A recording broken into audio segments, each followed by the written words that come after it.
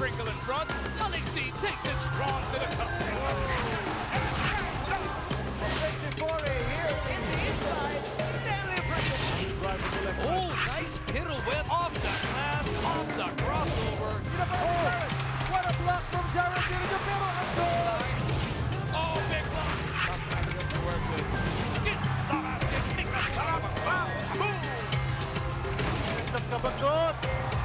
Forward ahead to RR. Bang! Bang! This is PBA Friday here on ESPN 5. Second game ng ating doubleheader about to begin. Ginebra San Miguel going up against the Phoenix Fuel Masters here at the Big Dome. The Smart Araneta Coliseum, both teams hungry for victory, coming off 2 losses, both of them. So they want to get back on the winning track. I'm Charlie Cuna, together with Coach Ryan Gregorio, Mabuhay Pilipinas. We're here to give you this game, which should be an interesting one, Coach. Oh yes, you're correct. Galing sa dalawang sunod na pagkatalo itong magkabilang kupunan na to, they're really aching for a victory in tonight's game. Itong Barangay Ginebra had to go without Greg Slaughter sa huling laban nila kontra sa Alaska Aces. It was a difficult task sapagkat may mga frontliners na malakas itong Alaska, and they pounded it inside in the absence of Greg. And that is precisely the reason why Sonny Toss really was unstoppable.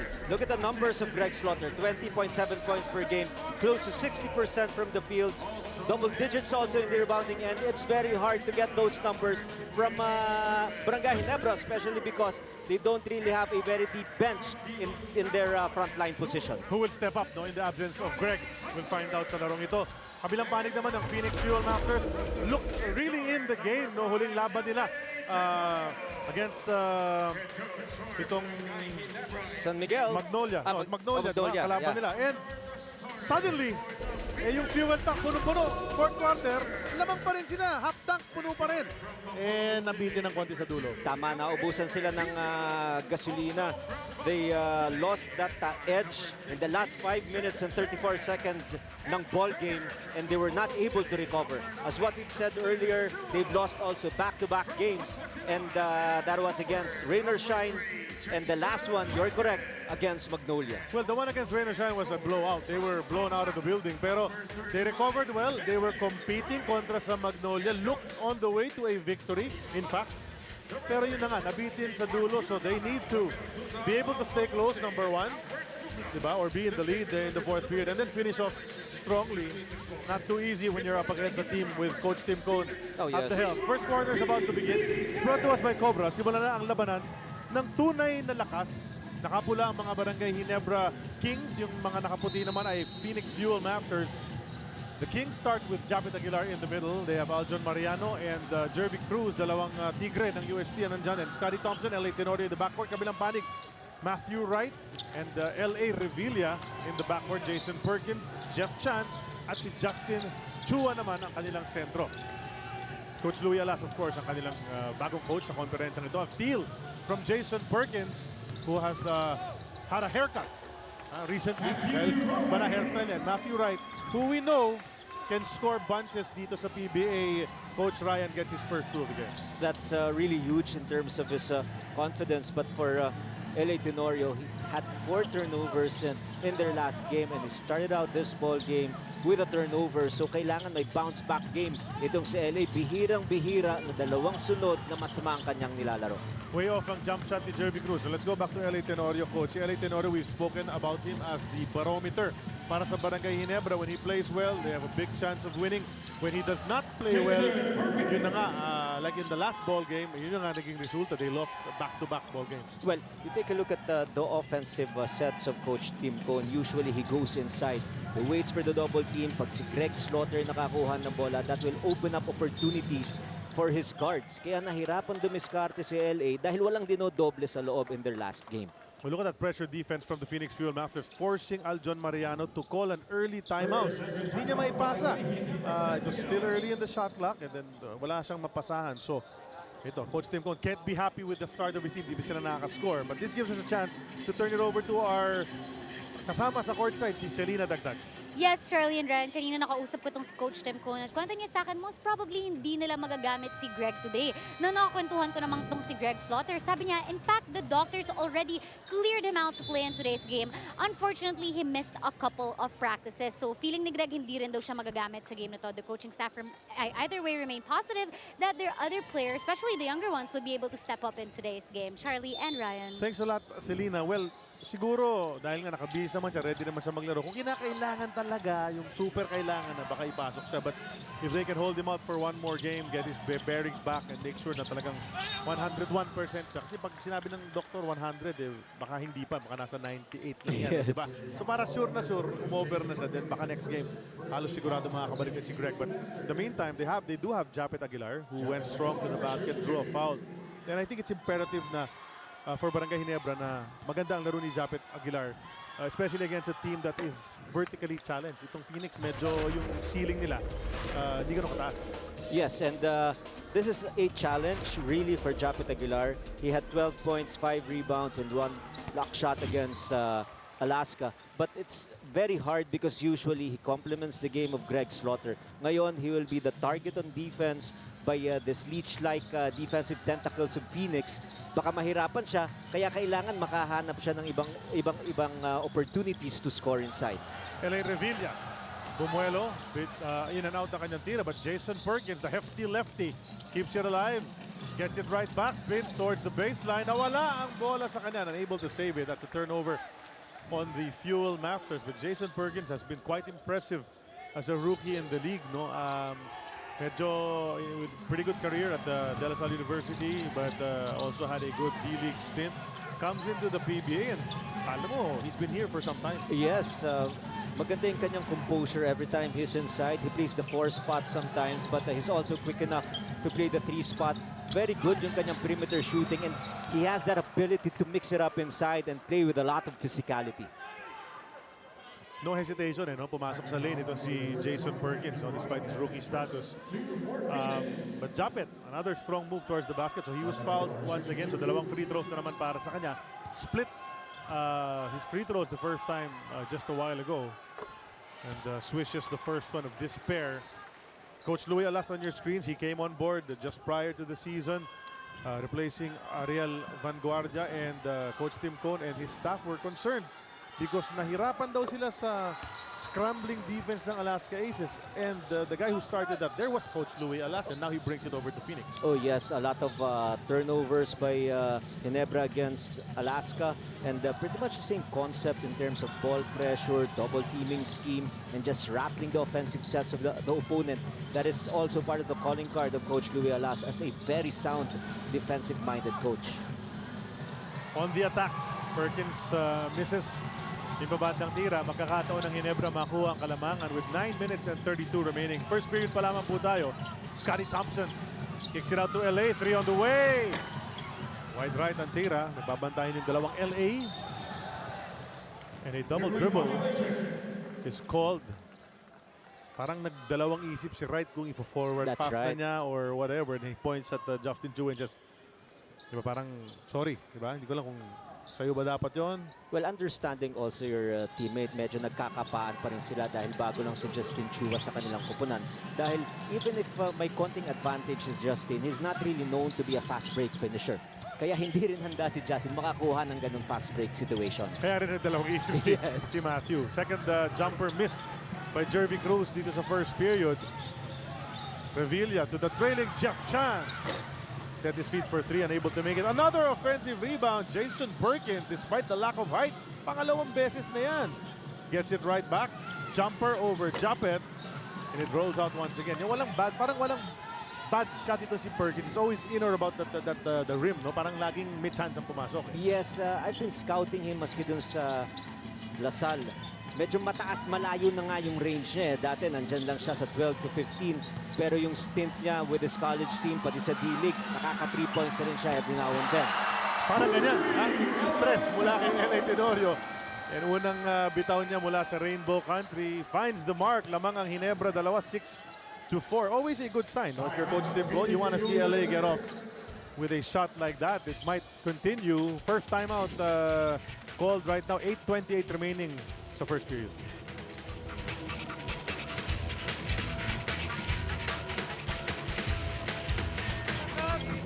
Up.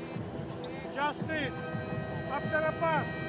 Nagbabalik po ang PBA Philippine Cup. You're currently watching the Ginebra Kings battle it out with the Phoenix Fuel Masters. Now, kanina na nakausap ko itong si Coach Louie Alas. Sabi niya na despite their loss against the Magnolia Hotshots, he actually believes that that's their best game yet. The Fuel Masters played great basketball for 3.5 quarters. Yun lang nga natalo daw sila sa fundamentals nila in the final minutes, like their techniques and boxing out, and also some of his players were overwhelming. However, the Fuel Masters choose to keep it positive. In fact, the recent week, during their viewing, they pinpointed out the things they should sustain instead, gentlemen.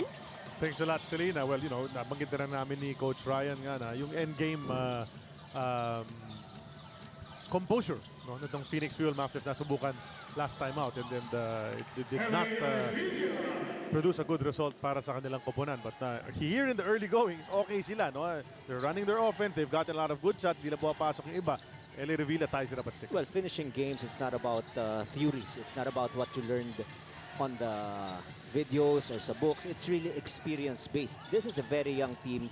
They're trying to instill a new system. Kaya nahihirapan pa sila pagdating ng mga crunch time situations. Who are they gonna go to? What kind of defensive matchups are they gonna do? Kaya matter of time with Coach Louie Alas and pati ito si Tubex Robinson at the helm. Things are bound to get better for this franchise. And they do have some guys, though, who can manufacture baskets when they need. They have Jeff Chan, they have Matthew Wright, Jello Alolino. Ang ganda ng laro sa laban na yun, no, against Magnolia. In fact, there was a stretch in the third period. He was making 5 or 6 straight shots. Ito si Jello Alolino. Career game for him. Yun na nga lang natalo, and I'm sure he's not too happy despite yung kanyang scoring doon kasi hindi na nakuha yung panalo. Yes, and if our Coach Louie Alas, he mentioned they lost that ball game only towards the end, but in terms of the effort that they rendered and the kind of enthusiasm and the energy against a top team like Magnolia, medyo meron siyang konting low-lying fruits ron na pwede mong i-celebrate. Well, nagkatapi ka ng bola. It might have been even Jeff Chan who tipped that one in, but the nearest player was Aljon Mariano. Na-credit sa kanya yung last basket na yun. Now Japet on the attack. Once again, aggressive to the hoop. Pero nag-uusap yung dalawang referee. Offensive ba o defensive foul? Offensive foul. Sabi yes. ng referee at the baseline, telling his lady counterpart na, kita ko eh. Let's watch it. So the lady referee was about to call a blocking foul.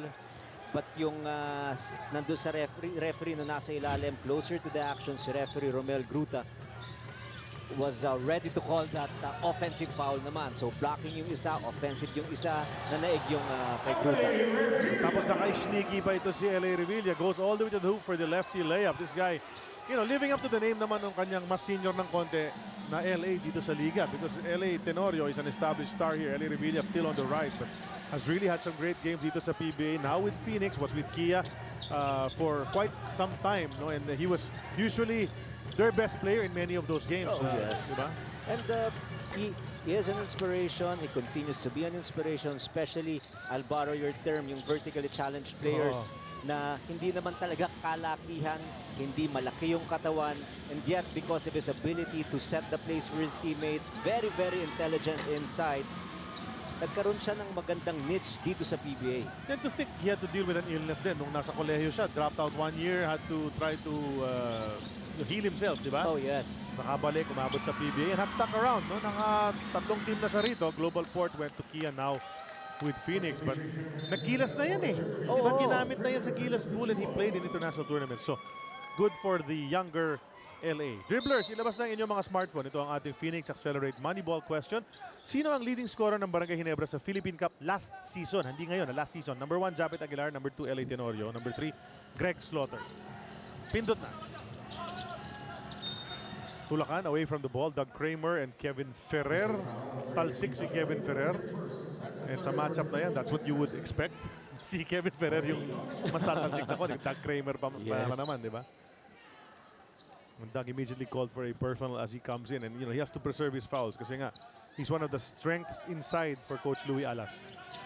Oh, hindi rin kasi malalim yung frontline rotation ni Coach Louie, kaya kailangan maganda yung pag-manage ng fouls. Guys like as what you've mentioned, Kramer, pati itong si Perkins. tinitignan ko yung bench Wilson na yung isang malaki Saka ron. si Kanina, Eriobu, di ba? yeah, si Chua, nakita rin natin maglaro kanina. O si Wilson, that's right. Wilson, well, plays bigger than his height. Si Willie yes. Wilson. Kaya makikita natin mamaya yan. In the meantime, fourth team foul on Phoenix. Ginebra has yet to commit a foul dito sa first period. So, Phoenix, malapit na mag-penalty with still 5:19 remaining in the first. 8-all ang ating score. Bakbakan sa poste. Mariano Chan. And Jeff is called for his first personal. That's the fifth team foul on Phoenix. So, yun na nga. Nasa penalty na nga sila. 5 and 17 pa na titira rito. So, kailangan mag-adjust din ng konti itong Phoenix dahil yung tawag ng mga referee, especially doon sa posting up players, jockeying for that position inside. Tignan natin kung makakashoot itong Barangay Ginebra. Hindi sila Attempt was there. sinuwerte ron. Hindi lang pumasok si Aljon Mariano trying to shoot over Jeff Chan. Jeff gets it in transition. Hesitation move. In for the lefty layup. Parang magandang atake ng Phoenix mula rin sa may kaliwa, Coach Ryan. Oo, napakadali. Wala kasing rim protector itong Ginebra San Miguel because of the absence of Greg Slaughter.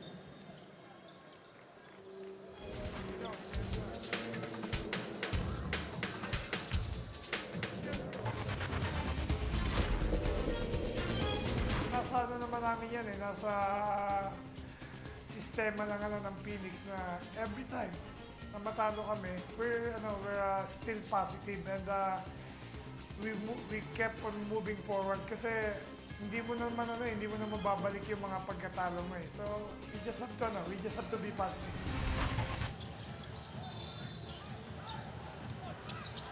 You're a coach in the PBA and you're going through a rough stretch. Tama naman yung attitude, di ba? You have to forget and move forward. I mean, dumaan ka rin sa ganyan, Coach Ryan, na sunod-sunod na pagkatalo, pero you can't dwell on that.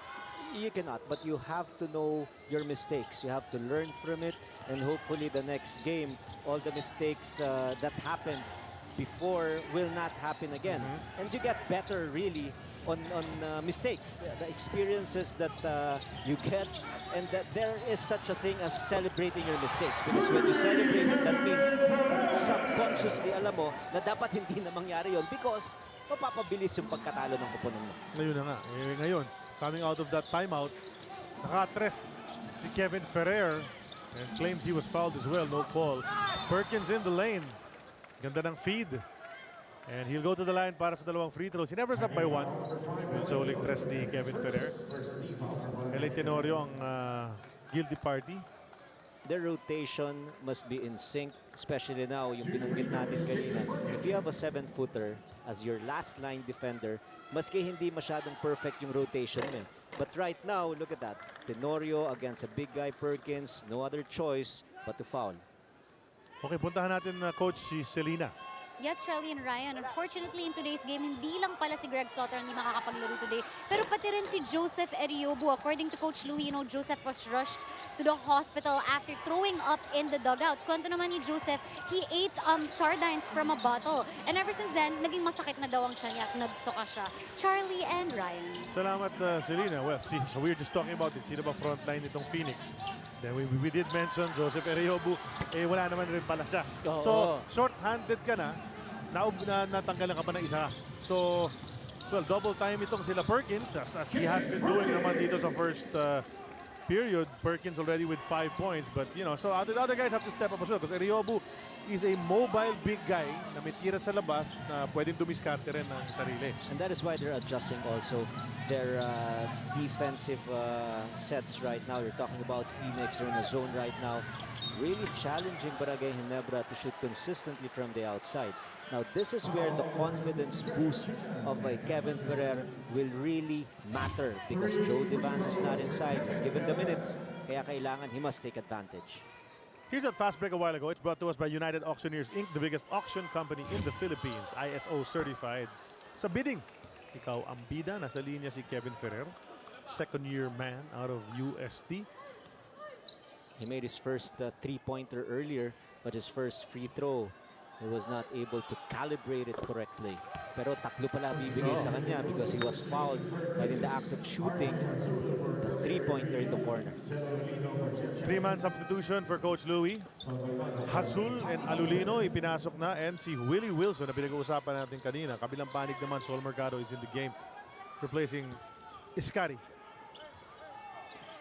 Sol will be an important factor here for Coach Tim Cone because in the first few games, he was not able to play because he was still recovering from an injury. And Sol usually brings in the energy, especially pag flat yung naging start ng kanilang koponan. He has embraced that fact that he is a sixth man, and maganda tuloy yung kanyang contribution para sa kanyang koponan. Willie Wilson, however, is caught setting an illegal screen. So offensive foul, turnover ang resulta. We're tied at 13. This is our fourth deadlock dito sa first period. 3 minutes 25 remaining. We're at the Big Dome. Charlie Cuna, Ryan Gregorio, Serena Dagdag, and the rest of the ESPN 5 crew bringing you PBA Friday games.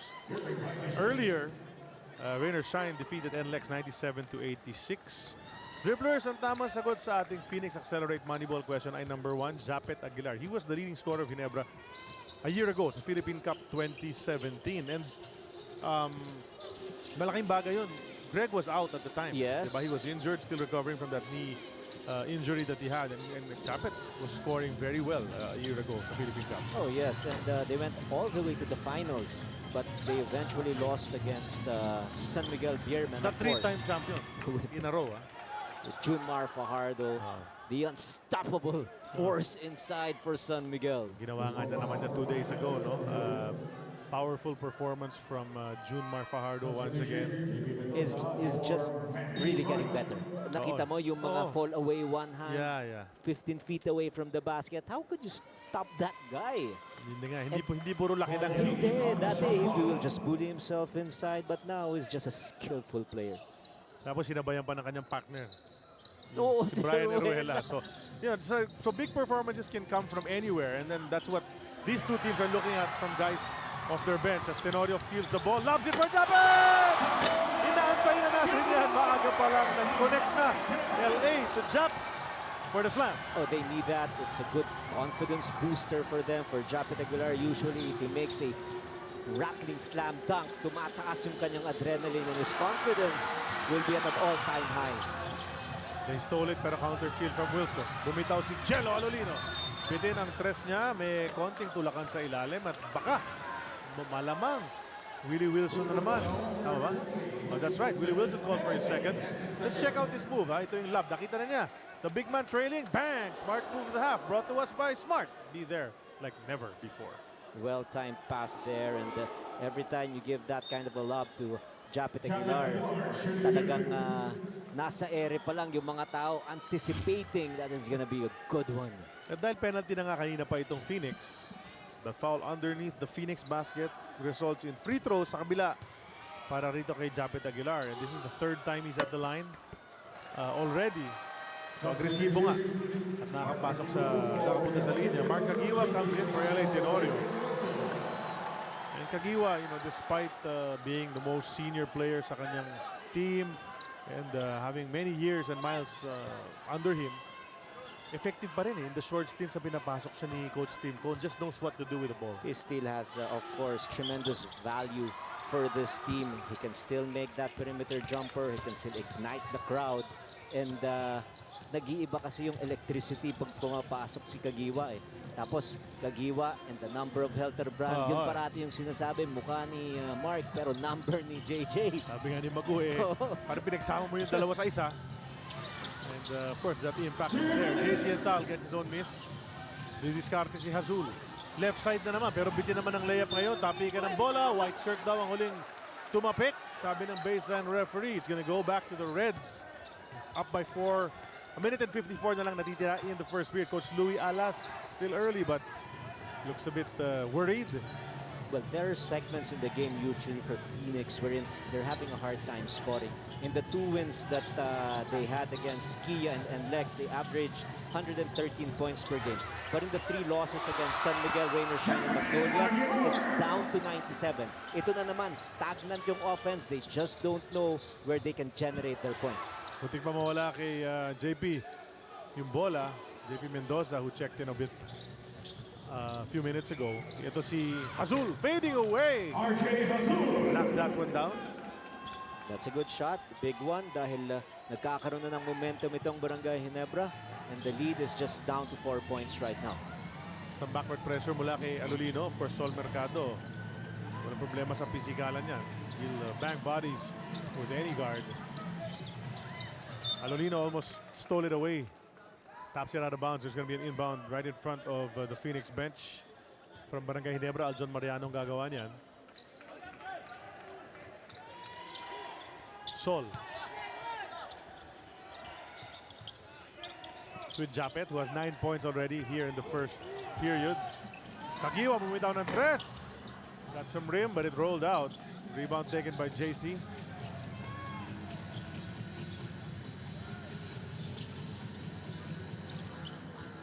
Inantay yung screen ni Doug Kramer. Shot clock is down to 10. Azul kicks to the side. JP Mendoza will attack baseline. Wanted to go upstairs to Lolinos. Mercado took that one away. 2-second difference between the clocks. Ngayon, lahat ng oras nasa Phoenix na. They can opt to take the last shot. They cannot go 2 for 1 here. So they're gonna set it up. They're down by 4 points right now. And they just want to be down by 2 or 1 point kung maka 3 points sila. Kulit ng mga gwardiya no, in this game. They're reaching out, getting to passing lanes. Doug Kramer's jumper, too strong. Rebound taken by Mariano. Bumitaw na agad. Ganda ng linya eh. Pero just short.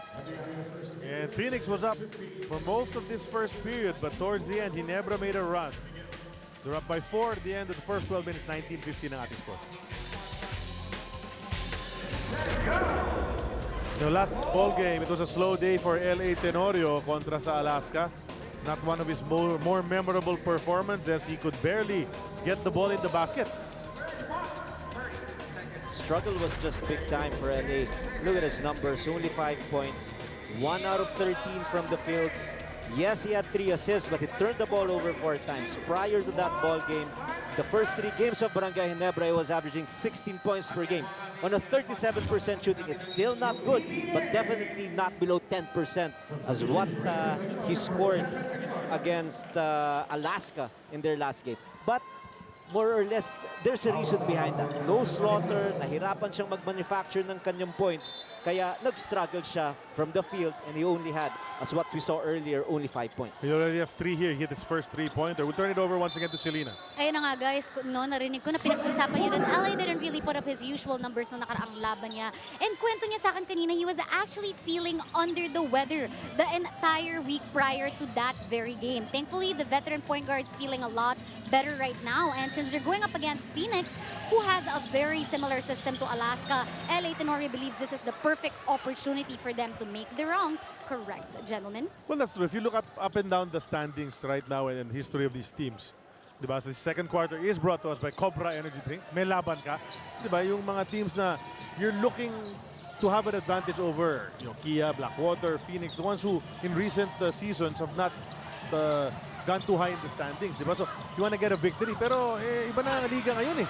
Ang gagaling ng mga players, any team can have a chance against the others, as we even know, you know, despite the poor series of games ng Kia, suddenly they beat Rainer Shine. Oh, Diba? yes. So anything can happen. Oh, yes. And you take a look at the struggle right now of Barangay Ginebra, especially in their last 2 games. They lost to Blackwater by 17 points, dropped their game against Alaska by 14 points. Problem really was their offense. They only scored 80 points per game, That's right. average in the last 2. In the first 2 games, they beat a powerhouse Magnolia. They scored 89. They beat Global Fort. They scored 104. So in other words, 96.5 the games that they've won and only 80 in the games that they've lost. So opensa ang nagiging problema ng Barangay Ginebra. 20 points naman ang nawala sa kanila Yun dahil wala yun. si Greg Slaughter. Yes. So, and then LA nga, mababa ang shooting percentage last time out. But right now, up still by 4. Not a high-scoring ball game by any means, but At least they're ahead. Alolino, however, is speeding down and outrunning Aguilar, the other Aguilar, si Raymond. This is where Phoenix can get a lot of points. Force the guards of Ginebra to turn the ball over, outrun them, and score on fast breaks. Because they don't have a solid inside game. Kaya makakascore sila points off the turnovers and fast break opportunities. A while ago, may agaw, it's a steal brought to us by United Auctioneers Inc., the biggest auction company in the Philippines, ISO certified. Sa bidding, ikaw ang bida, Alolino. On the break, and JP Mendoza forces another turnover. Pagkatapos naman yan, and Kevin Ferrer tipped the ball bago lumabas. So, balik sa Phoenix, chance na makatabla or lumamang. Depende sa resulta ng kanilang opensa. Mendoza almost had it taken away. Now it's with Alolino. To Perkins, inside to JP. JP hesitated, took it, and then knocked it down. Great ball movement there for Phoenix. They spotted JP Mendoza open there for an easy twinner. Limang deadlock na tayo dito sa first half rather. But a good start here for Phoenix. 4-0 run for them. Aguilar, he likes taking these threes. It missed, but for the offensive rebound, hindi na tayo nagugulat kasi ginagawa niya yan every game. Offensive rebound and putbacks, Scotty Thompson. It is really a problem, especially on the man guarding Scotty Thompson, because usually when there is a scramble, there is an offside rebounding, and Scotty is there. You don't even look at the ball. You look at Scotty face guard, they make sure he doesn't get that rebound. Exactly, ganun na dapat eh. Ganun na, that's the if you get mindset. so bored, you've missed your assignment, and then your coach upset talaga sa'yo yan. Kasi yes. every game na lang yan ang ginagawa ni Scotty Thompson. Although, you have to credit Scotty Thompson's nose for the ball rin, saka yung aggressiveness niya getting that ball. Ibang skill yan eh. Iba yan, iba yan. Antres ni Ferrer, hindi pumasok. Napigan ng bola. Aguilar tried to save it successfully pero nabigay sa kalaban. Hazul! Bumitaw ng Antres. It's a miss. Someone's on the deck. Scotty Thompson tinuturo si JP Mendoza saying, sinakyan ako. Raymond Aguilar kasi ang natawagan ng foul. So, ball will stay with the Phoenix Fuel after Chan and Ray Guevara come into the game. Let's watch this high sa Tibay rebound. Hatid sa atin ang Eagle Cement. High sa Tibay. Really a proficient rebounder. Scotty Thompson is Fafa Ray Guevara. Diba nandyan eh? Fafa Ray Guevara tawag dyan eh. Bounced around a few teams here, being given an opportunity. Jeff Chan, fresh off that bench, once again 4 points in the game. Well, he's hoping, we're talking about Ray Guevara, that this will be his last stop dahil si Coach Louis Alas very familiar, nagkasama sila sa Letra Knights. Correct. And hindi lang talaga makakuha ng magandang bahay itong si Guevara, pero pagdating naman sa All-Star, slam dunk contest, yan ang maaasahan mo siya. Tsaka daming fans niya. Hiyawan. Hiyawan, Pag yes. si Papa Ray dumaan lang, naghihiyawan na agad yung mga fans niya. It's always been that way. Diba? But then, which makes people forget, you know, the slam dunks and the good looks. People tend to forget he is a quality basketball player. yes. Diba? Marami ring success yan in his basketball career. You have to remember when he entered the PBA draft, he was picked at number 3. So, napakataas nun. And if I'm not mistaken, si Baclao at si Raba Al-Husseini yung first turon. Correct. All picked by Petron, Fuel Masters that time. And most of those players, nasa PBA pa naman. Saan nag-champion sila agad? Diba? All of those players, at least the first with 3. Petron. Yung sa Petron agad Champion nag-champion agad, sila yeah. agad. Si Anthony Grande yung import nila. Oh, yes, yes. Diba? Ato Agustin ba yan? Yes. Siya ang coach. Ato Agustin ang coach. Nice jumper from outside. Jeff Chan. He's got 4 points here in the second period. 6 points total. Gives his team the lead. 23-21, 7:50 dito sa second quarter. So a lot of perimeter scoring here for Jeff Chan in the second quarter alone. Has a total of 4 points to make his output 6 in the ballgame. And Ferrer hits the deck once again. It's probably going to be on Ray Guevara. Tama ba sino? Oh, okay. JP Mendoza pala. Ang tinawagan for the personal. Substitution, Ferrer out, Mariano in. And we always say it again, one tiger for another. Tatlo kasi yung tigre dyan sa panig ng Barangay Ginebra. Jervy Cruz and then Ferrer and Aljon Mariano. And what about Al Francis Chua, Yun, sa pa yun. their team governor? Who, you know, Tigre baka, din yan. baka hindi alam nung iba rito eh. He played point guard for Oh, USD yes. way back. Way back. Sometime in the 80s. Diba? Scotty! Agawan sa rebound, Chan and Guevara. Neither of them wanted to give it up. Buti lang, wala nakapula doon sa tabi nila. Baka naagaw pa yun. Perkins, 15-foot jumper. Knocks it down once again. Jason Perkins, 7 points na kanya itatala rito. 6 na pala ang lamang. Then Phoenix, 7:20 remaining. Timeout. Coach Tim Cone.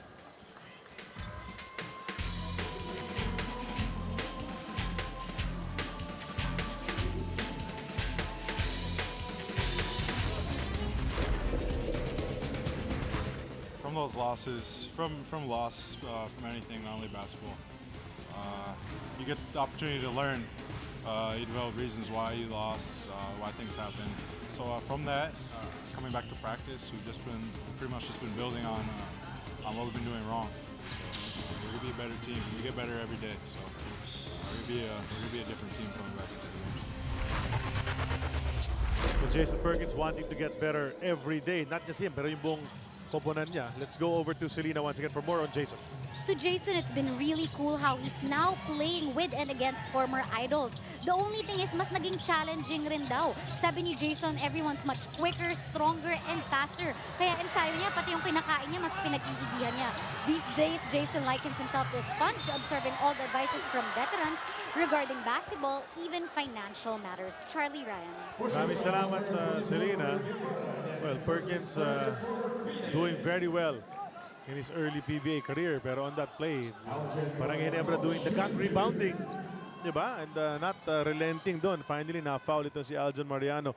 We talk about Scotty Thompson as one of the best rebounding guards right now. Mark Tagiwa reminding us that he has been one of the best in PBA history, getting an offensive rebound, keeping that ball alive, which led to these free throws from Aljon Mariano. Oh, it's all about aggressiveness. He missed what seemed like an early shot, pero nakakuha sila ng multiple possessions. And Aljon embracing the situation, especially because of their depleted lineup. He had a very good game against Alaska. 15 points, very good shooting from the field.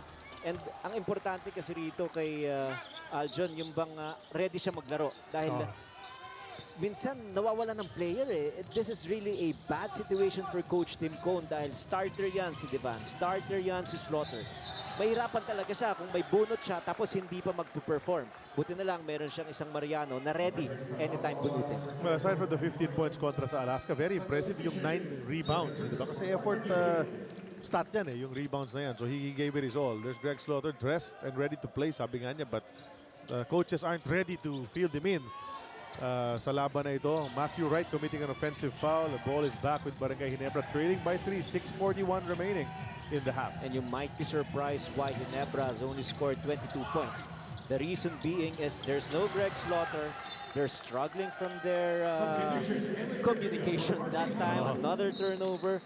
We've talked about this at top of our coverage. Slaughter averaging 20.7 points per game on a 59% shooting from the field. San mo kukunin yan? Pinasok si Raymond Aguilar, hindi nakapuntos. Nahihirapan talaga yung mga malalaki ng Barangay Ginebra contribute consistently in tonight's game. And Jervy as well. No, he started the ball game, has not scored so far. 3 misses from the field during first period.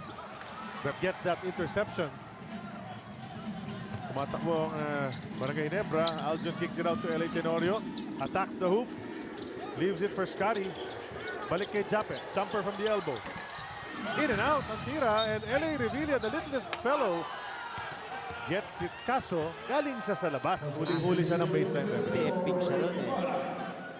But if you're Phoenix, you're happy with the way you're defending Barangay Ginebra because with 6 minutes and 2 seconds remaining here in the second quarter, Barangay Ginebra finished the first quarter with 19 points. So ibig sabihin, they've limited Barangay to just 3 here in the second quarter. Almost halfway into this second period, 6:01 in fact remaining. Sol Mercado will be checking back in just as soon as they iron this out. Ano pa pinag-uusapan dito? Technical foul on Phoenix Fuel Masters book scorer, Sir John Nicolas, for disrespectfully addressing the official. Okay, a scorer of the Phoenix Fuel Masters has been assessed a technical foul for disrespectfully addressing a game official. So, isang scorer nila. Nasa likod yun eh. Si Jong Nicolas, a former PBA referee. And it's sad because usually mataas ang tolerance eh, ng mga referees ngayon. I think somebody has to tell him he has to contain his emotion dahil nabigyan na siya ng isang technical foul. And he was still talking just a while ago, no? Kinaupo na lang siya ni Topex just now, no? Well, that's a plus basket here for Barangay Ginebra.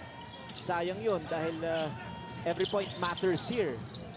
Baka mamroblema sila dyan pagdating sa huli. Pundikit, ano? Oo, Everything. isipin mo yun. Tenorio had to take it. 1 second na lang. Ganun yung mga type ni LA. Gusto niya yung ganun. Yung under the gun na biglang iitsan niya ganun. Swak. Nowhere to go. No other choice but to take that shot. And that kind of a little opening and that edge is pretty much what Ginebra needs right now dahil they've been struggling from the field here in the second quarter. They got a little confident because of that free throw and 4-point play in that offensive set for the Red Shirts. Tapos ito ba ginawa ni LA after making that basket? Supalpal pa si Perkins kay LA. But, tres siya. Matthew Wright doing what he does best. Putting the ball into the hoop. 5 points for Matthew Wright. 30-second timeout called by Coach Tim Cohn at this juncture. It's just a 2-point lead for the Fuel Masters. And what was that timeout for? It is because Coach Tim Cohn was upset with the way they defended Wright. Usually, if you're guarding a shooter like Wright, you want to stay home, you want to stay close, you don't want to give him that open look, especially if it's running through screens. But now open siya ng ganyan, you have to really pay big time, and that is what happened. No, they drafted this fellow last season, and definitely was a right move. He, as we said, can score 17 points kontra sa Magnolia, and stats across the board. No, so this guy's a superstar, and he's up and coming Gilas Filipina superstar as well para sa ating pambansang koponan. At may kwento pa tungkol sa kanya si Selena Dagdag. Yes, nabanggit nyo nga, no, guys. Win or lose, Matthew's been a reliable scorer for his team despite being a marked man. Kwento ni Matthew that he credits this to his teammates who's always put him in situations to do well. Coming into this game, laban sa Ginebra, naniniwala si Matthew that focus has been the missing link in their previous losses. So expect to see more of that in today's game, gentlemen. Well, he looks locked in, si Matthew Wright. Serious game face kanina pa. Mula nag-umpisa yung ating laban. Has not been as aggressive offensively. But they're trying to share the wealth. There's a foul. And Coach Louis Alas is not happy. Coach Louis has been called for a tee. Now, this is where, if you're the head coach, if you're part of the team of Phoenix, they have to keep their emotions in check. Because the way the referees are calling it right now, they're pretty much tolerant doon sa mga angal ng mga players, coaches, and kung sino man, for as long as there is no disrespect. Yan. Pag meron ng disrespect, by all means, you have to call it. Right. So that is what happened here in the second quarter.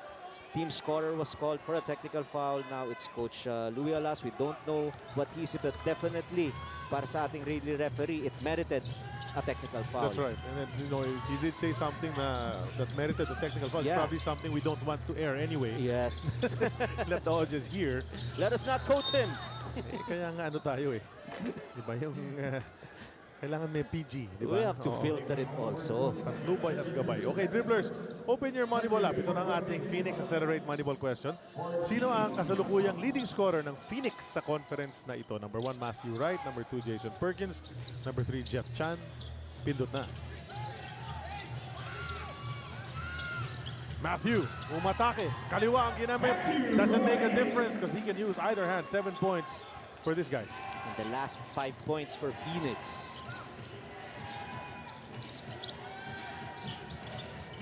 Aljon Mariano.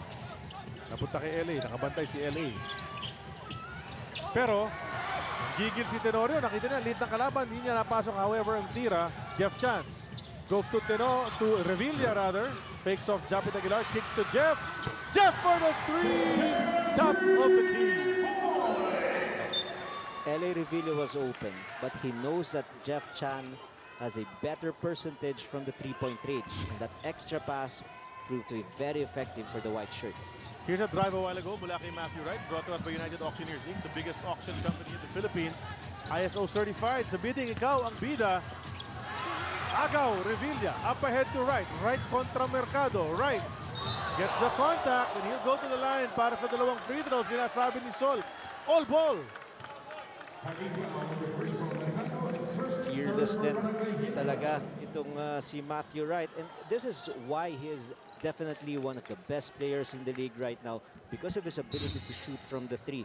If the defense plays him close, he can penetrate. And in fast break situations, look at that. He was able to get that contact. He did not lose his sight on his goal.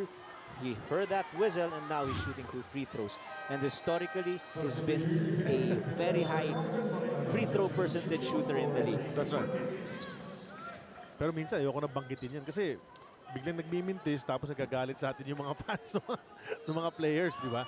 Pero you know, that's what we call the broadcasters jinx. Alam mo, by reputation, akala ko mataas ang kanyang field goal shooting, a free throw shooting, and I stand corrected, but it's bound to get better. But prior to that 2 free throws made, he was only good for 54%.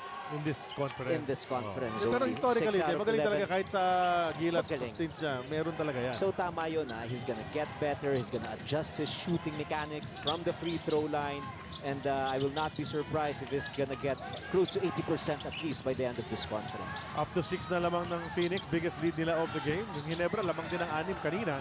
Rebound taken by Justin Chua. 3 minutes, 27 remaining in the first half. Jeff Chan will attack. Passes over to Willie. Willie Wilson always in the right place at the right time. At nahanap na ni Jeff Chan. Umangat na sa 8 ang lamang ng Phoenix, kung kaya naman tumawag ng ceasefire ang mga nakapula.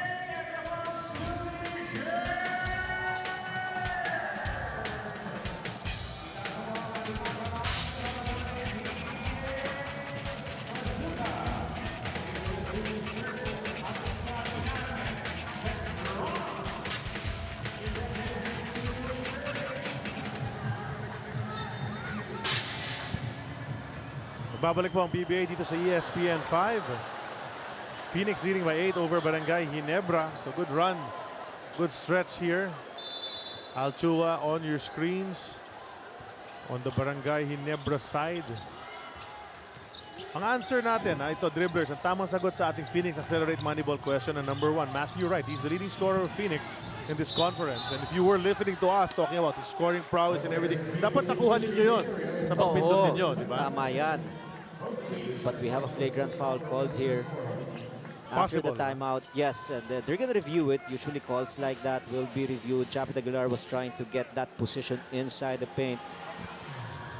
But he was called for elbowing itong si Justin Chua. A little frustrating on the part of Coach Tim Cohn because they came off a timeout. Let's take a look at this once again.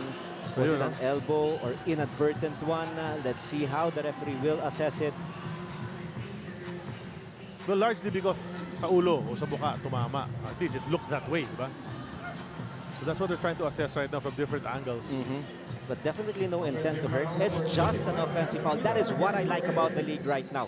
After the review, they're gonna make the correct call. No intention for Japet Aguilar to hurt Justin Chua. Yes, it was an offensive foul, but definitely not an F1. So, Yun na nga. So there was an infraction, good correction. pero regular infraction lang. and the other thing that I like is they don't spend so much time reviewing. They're on the dot. That is why bumibilis na yung pace ng ating laro. And that is also one of the reasons kung bakit si Willie Marcial ay naging commissioner na natin. Because in that short time, nagkaroon ng magandang innovation ng ating liga. And just a matter of time for our fans really to come back and witness the PBA games once again. Tenorio almost trapped at the half-court line. You know, habang nagkikwento si Coach Ryan nga tungkol sa mga innovations in refereeing. Thing of beauty, up fake ni Matthew Wright, getting a three-pointer open. Ang ganda panoorin mula sa angulo natin. It's just fun to watch scorers katulad ni Stanley Pringle and Matthew Wright and Jason Castro when they're hot. Yes. They can do what they want. It's just fun to watch. It's a 11-point lead rather para sa Phoenix. We'll be back.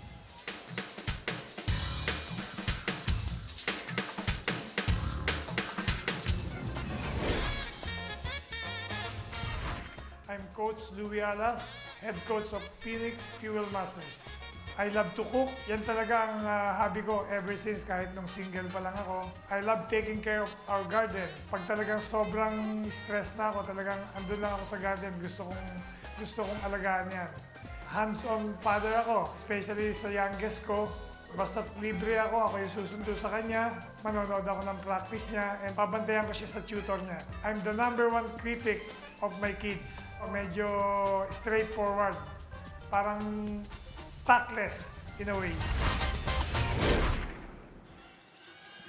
Coach Louis Alas, matagal na rin na nasa PBA family ito si Coach Louis. We know him pretty well, but now Phoenix fans are getting to know his style and what he can do. But kilala pangalan na yan dito sa larangan ng basketball sa Pilipinas. Oh, definitely. He is not just a basketball genius, but is also a consummate gentleman. Way back in 1997, we were together with Pure Foods. Coach Eric Altemarano was our head coach.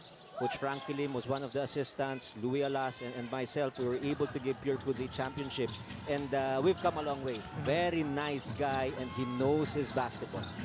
And he was saying family man siya and all of that, no? And he did just celebrate his wedding anniversary, siya ni Ma'am Lisa, just a couple of days ago. So happy anniversary to them. Jeff Chan knocks down another 3 at lumulobo na itong kalamangan ng Phoenix. What a run they have had in the past 3 or 4 game minutes. Biglang lumaki na ito, Coach. And there will be a reason why Coach Tim Cone is gonna be upset at the end of this first 2 quarters. And the reason being is wala naman inside game itong Phoenix. And yet, a lot of scorers from the outside, they're not pressuring the ball. They're allowing Matthew Wright to score 12 points. 10 here in the second quarter. Even Jeff Chan, a total of 12 points for him also. So these are all perimeter players. So ang kailangan gawin ng Barangay Ginebra is to put a little pressure. If you have shooters from the outside whom you are defending, force them to put the ball down and just go for the layup. And inaasahan lang ng Ginebra, there will be collapsing defense para malimatahan yung strength ng mga players na yun. Phoenix able to get the ball back kasi 3 seconds ang tinawag kontra kay Kevin Ferrer. John Wilson, pinasok na ni Coach Tim Cone. So pulling guys off that bench, trying to find somebody na pwedeng maging the spark, no? Para rito sa Barangay Ginebra because they've been scoreless for 2.5 minutes already. And even before that, paisa-isa lang sila compared to several shots of Phoenix. So 15 na ang lamang ng Fuel Masters. JP Mendoza back in the game. Justin Chua back to the bench. And only 10 points so far for Barangay Ginebra. They cannot score inside because of the defense set by Phoenix. The outside shooting have been absent in the second quarter. Pero susubukan pa rin itong Barangay Ginebra manufacture ng kanilang mga puntos. Wilson can be a two-way player. He can defend, he can score. So, depende lang yan kung mabibigyan siya ng opportunity to get that level. Tenorio almost lost his footing. Naipasa pa niya. John Wilson. Inside pass. Natapik ni Willie Wilson. Natin magkakampi yung dalawang Wilson na yan. And now Willie will finish. So, that was all Willie Wilson. He stole the ball on one end and finishes on the fast break sa kabila. And yes, how deflating can it be? Can you imagine a Willie Wilson, your correction, and a deflect, siya pa yung finisher. Now you begin to question, where is the precision defense of the red shirts? Well, you were mentioning, no, na upset na si Tim Cone. Definitely at the end of this quarter, of this half, he'll be upset. And a big reason, aside from these lapses and lack of hustle on the loose balls, the fact that they've only scored 29 points. And, despite being able to take several attempts, yung field goal percentage has been low. Oh yes, and that is the lack of an inside presence. Kasi wala nga si Greg. Wala sila. Gusto mo yun, nag-flex talaga si Willie because bumangga siya sa dalawang tiga Ginebra at napasok pa rin niya yung tira. No? That could have easily been an N1 play para kay Willie. Play, ano? Mama play. Well, this guy has really carved out quite a career. Yan, no? Dalawa, bangga. Walang pito. Ayan, flex. Diba? Ibang klase ito, ha? Diba? May muscle ba? Meron. Willie Wilson. Bato-bato yan eh. Diba? Compact. Bato-bato yan. Oo. It's a 20-point lead. And, surprisingly, because yung 20-point lead na yan, parang biglang nangyari.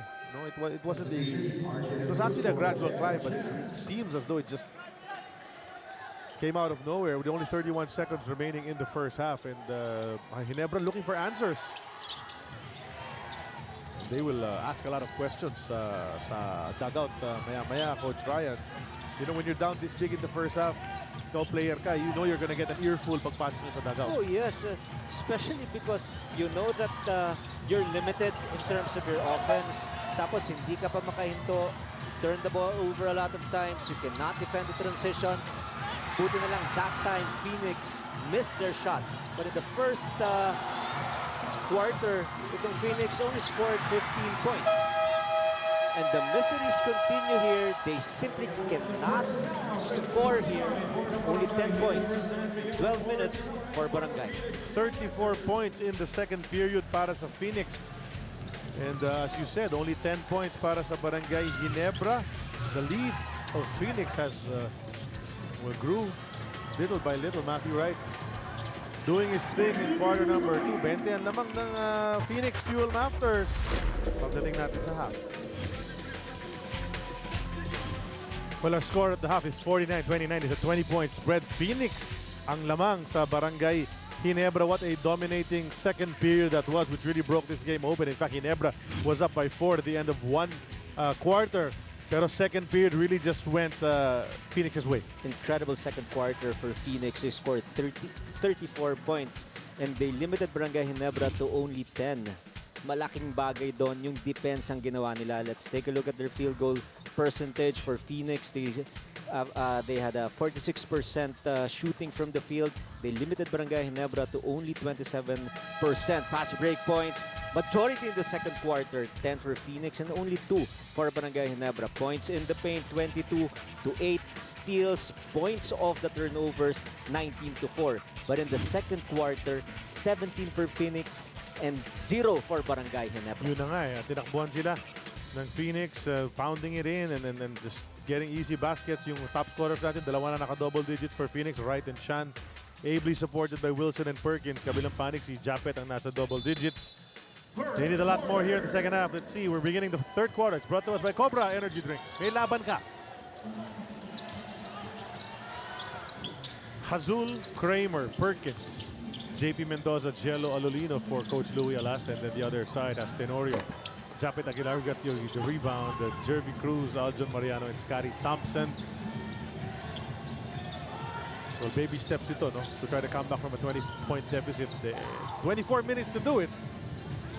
And we know the capability of Barangay Ginebra to bounce back. Give them a little confidence. If they can trim this lead to probably in the 10 vicinity or less than 10 at the end of the third quarter, they definitely have a chance. But right now, they have to score better from the field. They have to limit their turnovers. They had 11 turnovers in the second quarter alone. So, ang importante talaga rito, makakuha sila ng mga puntos. They missed their first shot once again. Phoenix, you just have to credit their tremendous ball pressure and their ability to limit Barangay Ginebra to only one shot.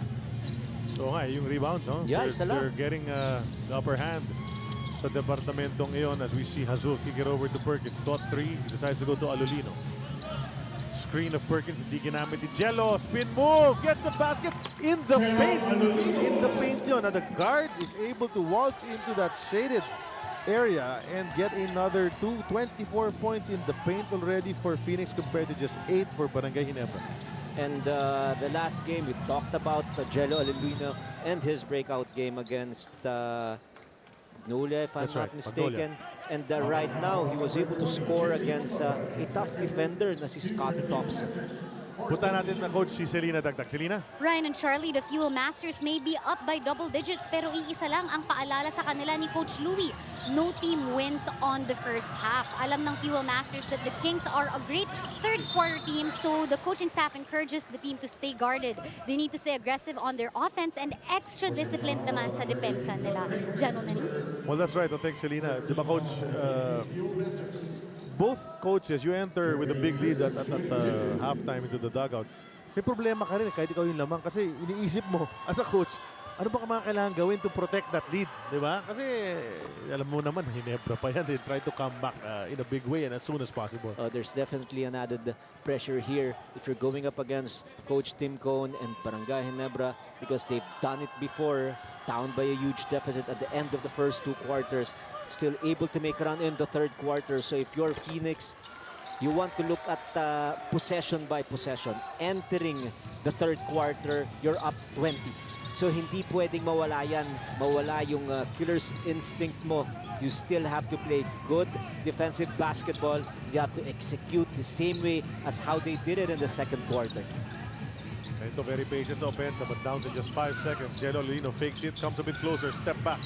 Pabantang tira, almost fell para sa kanya, but nakuha ang rebound ni Scotty Thompson. Here come the Kings. 10 minutes to go in the 3rd.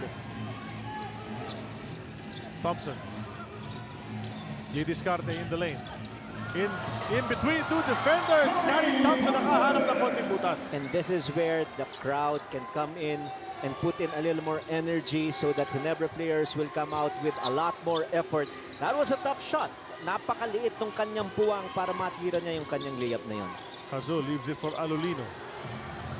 Mutik na mawala sa kanila. Down to just 7 seconds. So pinahihirapan ng Barangay Ginebra ang Phoenix. Perkins takes the 3. Pabandang tira dahil nandun yung bantay. Pasok pa rin. He called the bank. Bukas pa yung bank. Oo, bukas. Well, ganda yung linya eh. Diba? Maganda yung linya. So, you overshoot that from the top of the tee, you can knock that one down. Oh, yes. Diba? Pag malakas, dahil tama dun sa bintana. Scotty, kick to Jerby. Nakakita si LA. Muntik na mawala sa kanyang bola. Down to 3 seconds. LA in the lane! Nakuha niya yun! So 2 times. The first one was Scotty Thompson. Small opening. He was able to finish off with his layup. Ito naman si LA Tenor. They're still down by 19. But at least they're scoring better here in the 3rd quarter. Panatawagan ng 3-second violation si Doug Kramer. So, that's an unforced error on the part of Phoenix. And Ginebra have a chance to come closer. Panoorin natin itong drive ni LA. Hatid sa atin ng United Auctioneers Inc., the biggest auction company in the Philippines. ISO certified sa bidding. Ikaw ang bida. Jervy to Scotty. Scotty nasa lane. Humihit. Kabantang tira. Mintis. But they get the rebound once again. So, another possession for Barangay Ginebra. And Phoenix unable to clear that board, which they were able to do successfully during second period. Time and again. Aguilar. Baseline drive! Oh! He got it! Nakita niya! Bukas! Slam! It was a good ball fake as if he was going to make that handoff pass. But sensing that the shot clock was winding down, he made that dribble and slam dunk. And the crowd is on right now. Oo, nabuhay. Something that Phoenix doesn't like. Nabuhay. Nag-chant na ng Ginebra for the first time. Jason. Turn around. It misses. Doug Kramer. Power inside. Doug Kramer. Importante yung tirang yun sa kanila dahil nagkakaroon na ng momentum yung Barangay Ginebra. Tough shot there and great finish by Doug Kramer. Way to respond mula dyan sa undersized big man ng Phoenix. Pass goes to Japet. Confidence level is up pero in and out ang kanyang tira. And Jason Perkins. Magaling talaga humugot ng rebound. Alolino in the lane. Scoops it up. Bitin. And then JP Mendoza put back. No backs out on the weak side. And JP took advantage. Nasa break. Nawala kay Tenorio. Balik ang bola sa Phoenix. The home run blew up. Forced turnover once again. And just a great finish here for Japet Aguilar. Akala natin magtutuloy-tuloy na sila. Yun na nga, yan ang smart move of the half natin. Hatid sa atin ang smart. Be there like never before. Selena? Charlie and Ryan, speaking of Japet, did you know that he just turned 31 yesterday? And as a celebration, sinurprise daw siya ng kanyang girlfriend na si Cassie after practice. Japet enjoyed sharing a meal with old friends and teammates, and now that he's a year older, kwento ni Japet na medyo iniban niya na daw ang routine niya. He wakes up early even on game days for an extra workout and has since incorporated more fruits and vegetables in his diet in place of carbs, guys. Belated happy birthday to Japet Aguilar. I cannot believe he's 31 already. Oo nga. Di ba? Parang kailan lang, freshman siya sa Ateneo. Correct. Medyo super payat pa siya noon. Pero grabe na tumalon. Super athletic na noon pa. Di ba? Jeff Chan. 3 is long. Jerby Cruz gets the rebound. Japet naman, fit naman yan. He's grown, into a pretty good PBA body. And his evolution, wow! Scotty I ball. didn't see that! Out of nowhere! Scotty Thompson talaga. Out of nowhere. Yun talaga yung description doon, Coach Ryan. Very impressive move. Incredible nose for the ball. He was actually moving. He anticipated where the ball was going to drop. He got that. He did not land. You heard the whistle and a chance for a three-point play for Scotty. And he completes it. Lead is still 18, however, 58-40. 6:39 remaining in the third period. LA Revilla. Napunta kay Willie. To Matthew Wright. They swing it around. Balik kay Matthew. Matthew di-discard ngayon. Kontra kay Thompson. Lost his footing. Matthew misses. LA Revilla. Okay. Meron ba? Ano ba? Sino? LA Loose ball Revilla foul. getting the offensive rebound. Impressive yun. Yun ang impressive. Also out of nowhere. He did not get the inside position. But take a look at this. Minsan, nag-relax kasi si L.A. Tenorio. Hindi niya akalain kukuha ng rebound si Revilla. Pero yon, another forced shot for Phoenix and a chance for Barangay Ginebra to inch in closer. Tenorio picked up his dribble. Passed it to Raymond Aguilar. That's a three from Raymond Aguilar. Unang puntos niya dito sa laban. And that's big because the lead is down to just 15. A manageable 15-point lead, 6:10 remaining. In the third period, Phoenix calls a timeout at this juncture, and Ginebra is on a run. Oh yes, and timely shot there for Raymond Aguilar.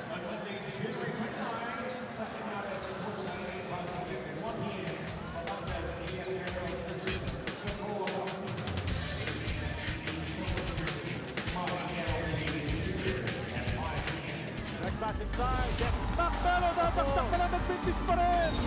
What's going on with Blackwater? After losing their first two games in the Philippine Cup, the Aces now red hot, winning their last three. Good girl, yes! Kempis. 4 out of 4 from the three-point area. And Troy wants some more. Bukas, may dalawang laro tayo dito rin sa Smart Araneta Coliseum. Blackwater against Alaska, 4:30, followed by the Hot Shots and the Katropa, 6:45 p.m. Two good games on a Saturday, so why not come over and watch the bakbakan dito sa PBA. Alaska on a 3-game winning run. Ito namang Blackwater after winning against Barangay Ginebra. It's all south for them. They badly need a victory tomorrow. Sweet move and connection between the two former De La Salle Archers. Wilson went to Perkins. Coming off that timeout, that was a good result. Lead is up to 17. Scotty Thompson. Tignan natin yung momentum ng Ginebra. It was clearly on their side already after the three. But the timeout, let's see what it does. Jervy Cruz, jumper is short. Rebound, who's gonna get it? Tenorio. So they're keeping the ball alive. And Scotty Thompson, hesitation move. Reverse naman sa kabila. Dinukot ni Scotty. Sa kabila pa kinuha eh. Parang mga Abet Gutierrez. Yun na nga. Tanda mo yun? Diba? Siyempre. Ray Lazaro. Ray Lazaro. JB Yanko, puro yan yung mga style dati. Nakakuha na naman ng possession ng Barangay Ginebra. Jervy powers his way! Binura si Jeff Chan sa eksenang yun. 13 na lang ang lamang ng Phoenix. Now there is a reason why Barangay Ginebra is on the run. Number one, they're not turning the ball over. And number two, they're aggressively attacking the full court pressure defense of Phoenix. Now, nahihirapan na ngayon maka-adjust ang Phoenix. Another turnover and a chance for a fast break. Basket here for Barangay Ginebra. And LA just missed that. And good effort for Phoenix to stop that. Tama. You have Diba? to admire the transition defense. They had to run down. Perkins was really going as fast as he could to keep up with L.A. Tenorio. Oh yes, otherwise another easy bucket there for LA Tenorio, and just the veteran smarts of a Chef Chan has been in the league for a very, very long time, spent much of his time with Red Bull, then Rainer Shine, was traded here to Phoenix to put in that veteran leadership. At yun ang kinakailangan, lalo na pag may run ng ganito ang kanilang kalaban. Okay, dribblers ang ating Phoenix Accelerate Moneyball. Best player of the game ay si Harold Amular. Congrats, Harold. Jeff knocks the first free throw in. May pinasok si Coach Tim Cone na bago, si Jammer Hamito. He's in the game, Jammer Hamito. The popular dunker. Yun na nga, Diba? diba? Sidestep. Sidestep. Oh, 1 out of 2 para kay Jeff Chan. A rare miss from the line from the sniper. Uy, nawala ang bola kay Kevin Ferrer, but they get it back. Mintis ang layup to Jervy. Matthew Wright picks it up. Matthew finds Jeff. Jeff will drive. Get some contact. No go. Rebound, Justin Chua. Inilabas. Uy, sinakyan ha. Aguilar riding on Justin Chua sa play na yun. Kala kasi ni Raymond Aguilar, luksong tinig. Mali. Mali, basketball eh. Larong pambata Pilipino. Pero basketball ito. Hindi pwede yun. Kinalabaw eh, ayan no. Oh, yun. Oh! Well, we're smiling. Justin Chua saying, ouch. Diba? Mabigat si Nasakyan. Raymond. Laki rin to si Raymond eh. Pero ito, still on offense. Ganda ng guarding nila against Matthew Wright. And Willie Wilson just knows what to do. It's a simple head fake, head and shoulder fake. At he braced himself. Tinan mo, di ba pag angat niya ng ganun, alam niya masasaktan na siya eh. But the Babagsakan action- siya ng mga Kalaban. Oo, pero the action really started yun sa kanyang pin move. Ang ganda ng kanyang space na na-generate. Ang ganda rin ng pasa ng high-low play nila. Pagdating sa loob, he is just too wily and he knows where to go. He caught the opposition sa ere and was able to fish for a foul. 9 points already. 3 out of 3 shooting from the free throw line. Make it now 4 out of 4. A total of 10 points for a wily Willie Wilson. Yun na nga, alam mo, Willie. Kay Willie Hinaralaw Yan, yun eh. Kinuha mo kay tama. Hinaralaw yun eh. Yes. Rookie of the Year 81 eh. Of Gilbis Jim. course. Pero, si Willie Wilson, yung mga katulad ni Willie Wilson, Harvey Carey, yung mga mabibilip ka eh, they've carved out long, successful careers sa championship teams. Contributors sila whenever they enter because they're always ready, they're smart, they know what to do, and they're undersized, both of them. Pero ang lakas maglaro sa loob. And they have embraced exactly their value in their respective teams. Talked about Harvey Carey. Has been in the league for a long time, playing for one team. He's undersized, yes, but he can still give you the energy and that perimeter shooting, especially sa mga sides and pati dun sa mga elbow shots. Ito naman si Wilson, nabanggit din natin, matagal na sa liga. Di ba? He's been playing the 4 spot for the longest time. He's got a very good positioning skills. And tinan mo, free throw na naman, alam niya. Malapit na mag-penalty situation. Atake lang siya sa loob. Is 4 out of 4 from the free throw line. Make it now 5 out of 5. Well, there was a conference, lalo mo nung yung bang huling Barako conference bago na benta sa Phoenix yung franchise. He was among the candidates for player of the conference. Eh. Oh, Diba? yes. Diba? Kasi ang ganda na pinakita, double-double siya every game. Halos para dun sa Barako, no, bago humuling hirit yung prangkisang yun. So Justin Chua commits a loose ball foul. It's a 17-point lead, 3:32 remaining. You were setting the goal, no, para sa Barangay Ginebra at or about 10 at the end of the third, and there's still 3:32 for them to do that. Well, they were able to weather the storm itong Phoenix dahil nagkaroon na ng run yung Barangay Ginebra, pero timely shots by Willie Wilson, pati itong si Jeff Chan. It's up to 17 points again.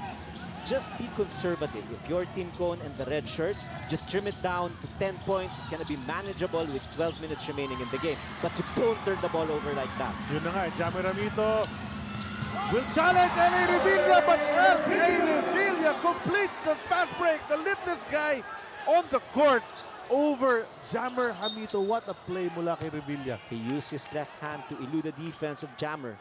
But the problem really, Kevin Ferrer, 4 turnovers in the second quarter, another turnover here. Let's take a look at this finish. Your ability to finish off with your left hand to elude the defense of that giant who can definitely sky.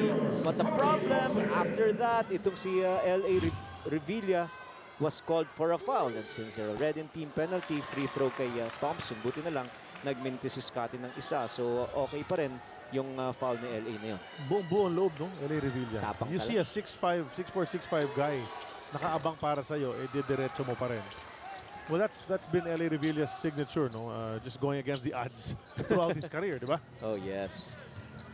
So the lead is back up to 18. Yes, 18 na naman to. 1 out of 2 mula sa linya a while ago. Si Scotty. Jeff Chan, he's been a big factor para sa koponan ni Coach Louie. But on the drive, he lost it. Scotty picks it up. 2 minutes 41 remaining. Third period pa lamang po. Full 12 of fourth quarter action. Still coming up, Aguilar. Hit a 3 a while ago, but drove over to Jervy. Pinasa kay Thompson. Can't get it to fall in. And this 3 white shirts ahead of the back. Humahabol si Scotty. Magpintis man. Andon si Matthew Wright.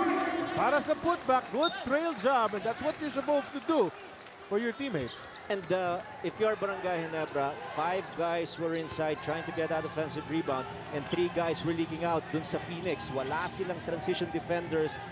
At yun, easy basket yun pag hindi mo ma-establish at least yung dalawang mga players na dapat dumipensa sa'yo sa fast break. That's a 3 mula kay Kevin Ferrer. Decided to just hoist it. They needed that. Second 3-pointer for Kevin Ferrer. He had a total of 5 points in the first quarter, but slowed down in the second. So hopefully with that shot, it will increase his confidence level. LA passes over to Chua. Can't handle it. Pero nakuha pa rin ni Willie Wilson. Jumper is up and in! Kaya ang swerte na yun eh. Nagbubble na si Chua ron. Almost a traveling violation. But in the right place, not the right time. Itong si Willie Wilson Willie for boy. that shot. Willie tama. Pwede rin sa kanya yun. Pwede yan. 12 points in the game for Willie Wilson, the veteran out of De La Salle. Unlike Harvey Carey, who, as you said, has played for one franchise sa buong career niya, si Willie Wilson man has bounced around. Oo, He did marami play for naglalaro Ginebra at niyan. one point in his career. Pero okay siya kahit saan siya pumunta. And you talk about stepping up, especially from that post position, because they really have to take advantage doon sa absence ng dalawang malaking players, Slaughter at pati si Devance. Joe. So itong si Wilson, only 3 points per ball game this conference, but now with 12 points. And your Ginebra, alam mo naman na shooter itong si Matthew Wright, nonchalantly taking that shot from the 3, a total of 17 points for him, and now the lead is 22. Again. Nakaagaw pa to si L.A. Revilla. And you look at the bench of Barangay Ginebra, and it looks like they're sitting at a wake, a funeral wake. Malungkot sila Dahil talaga. nakaupo sila, nobody is reacting. Even the coaching staff nakaupo lamang dyan. And that's not the usual vibe na nakikita natin sa bench ng Barangay Ginebra. So something's a brew. Well, they're down by 22 points, and we've mentioned it earlier. They dropped their game against Blackwater by 17 points. The following game against Alaska, they lost by 14. So it's been a struggle for them, and one of the primary reasons is really the absence of their key players. They started this conference with Joe Devance out and even Sol Mercado. Now in their 5th game, there's no Devance, there is still no Greg Slaughter, whom they built the team around. So, nahirapan talaga sila ngayon. Sino ba ang ating first option on offense? It's Japet Aguilar, but Japet Aguilar has to play 2 ways. One is to score, and the other one is to be a rim protector and defender. Mahirapan talaga siya. Other players must really step up. Tapos you send guy like Matthew Wright sa linya nga. There's Joe. And he's not too happy at what's transpiring. Siguro kating-kati na si Joe maglaro. But unfortunately, physically, he's not able to. And of course, the 20 points of Slaughter, yun talaga yung malaking dent. But we've talked about this during the halftime break. Ano ba nami-miss mo rito kay Joe Devance? It is his outside shooting and his ability to post up smaller defenders. Kaya pag ganitong nagmiminti sa outside, you have an option to go to Joe inside and just create scoring opportunities for himself and also for his teammates. Yun ang wala sa Ginebra ngayon, yung parehong inside attack, yung back to the basket players, and they're now relegated as a perimeter shooting team. Kagiwa, let's see if he can provide a little spark as he usually always would. Thompson. 3 doesn't fall. Aguilar keeps it alive. Kagiwa. Didiskarte. Iiwan sana para kay Japet. Almost thrown away. Kagiwa picked it up. 5 to shoot. Kagiwa attacks. Gets it to go! May contact pa yun. Good shot there. The lead is down to 22. 8 segundos na lang natitira dito sa third. They're going to Justin Chua. Basket pa sana bago matapos pero hindi na napasok. And Japet Get the front rim, muntik na. On the 3, but you know, you were looking for them to cut it down bago matapos ang third period. But this guy refused. Did not allow them to do it. Willie Wilson, man of the hour para kay Coach Louie Alas. Sa third period with little things like this. Picks up the offensive rebound. Finishes on the fast break. Efficiency and what was a 20-point lead at the start of the third period has now gone up to 22.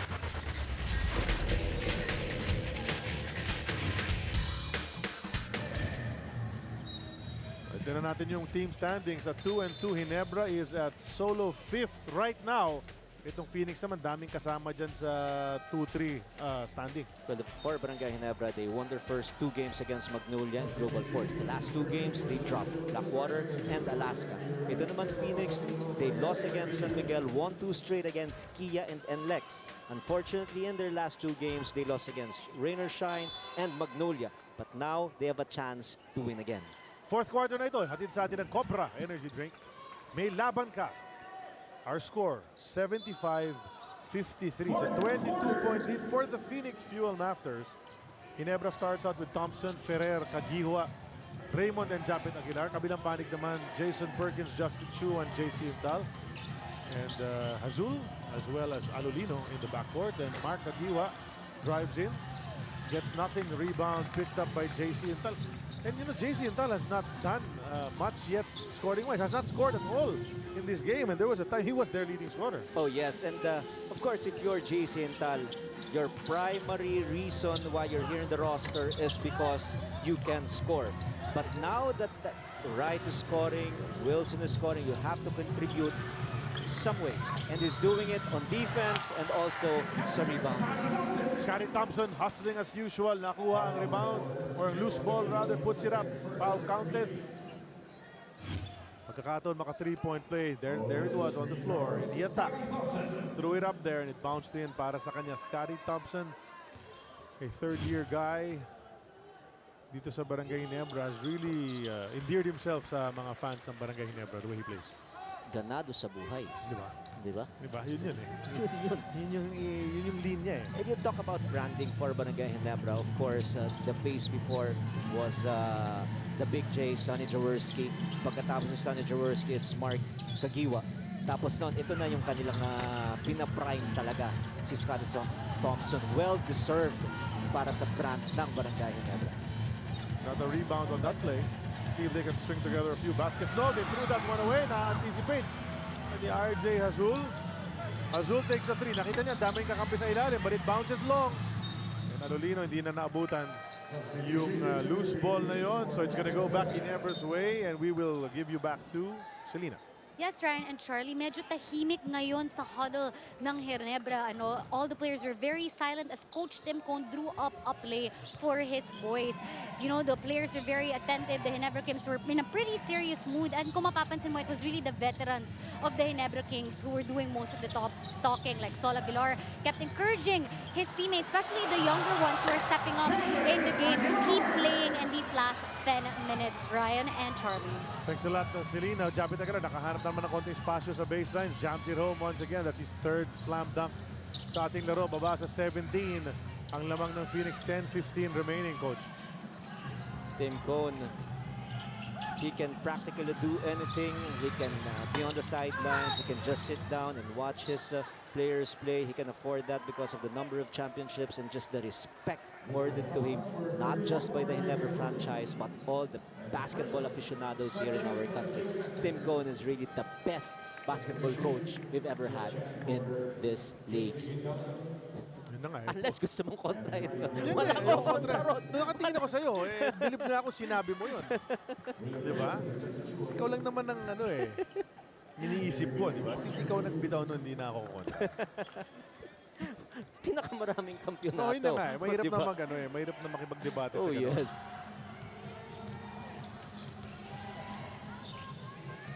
Two minutes into this fourth and final period. Thompson will attack. Kicks it out to Kagiwa. Kagiwa swings it over to Scotty. That's a 3 if it goes. It does. It does. The lead is down to 14. Tika, pwede pa to. Ay, hindi. Dos lang pala dos yun. lang. Long two. Ang sabi ng ating referee, nakatapak sa linya. Marami pang oras ang natitira. At hindi pa pwedeng kumumpiyansa itong Phoenix. And now they turn the ball over. Offensive foul will be called against Perkins. 9:42 remaining. Di ba? May mga nakita na tayong ganito in the past. Oh no? yes, Yung they mga can set habol. another goal. They were not able to achieve it at the end of the 3 quarters, but now they're down 15. So they're looking at pretty much at the end of the 6-minute mark, at least 10 vicinity. Kayang-kaya pa makabalik ng But Ginebra. Japet Aguilar clears out Willie Wilson sa shaded area. At offensive foul naman ang tatawagin kontra kay Japet. Just too many turnovers. That's a 21st turnover, or make it a 22nd turnover for Barangay Ginebra. At the end of the first 3 quarters, in points of the turnovers, 24 for Phoenix and only 8 for Ginebra. So yun talaga na mong problema ang Barangay. But we also have to give credit doon naman sa defense ang binibigay ng Fuel Masters. Japet Aguilar committed his 5th foul dun sa offensive call na yun. Here's Jeff, blocked by Japet. Ginebra on the run, Thompson to Kakiwa. At the retreat, andun ang depensa.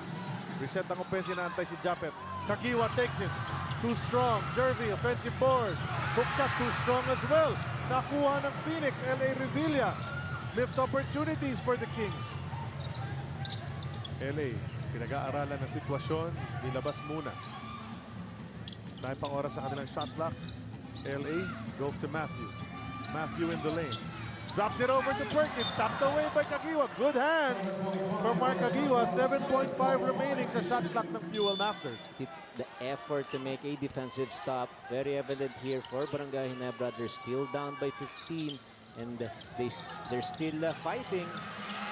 But off the screen, Matthew Wright had an open 3. Nagbintis nga lamang. Ginebra dodges a bullet right there. Pass goes to Japet. Raymond Aguilar.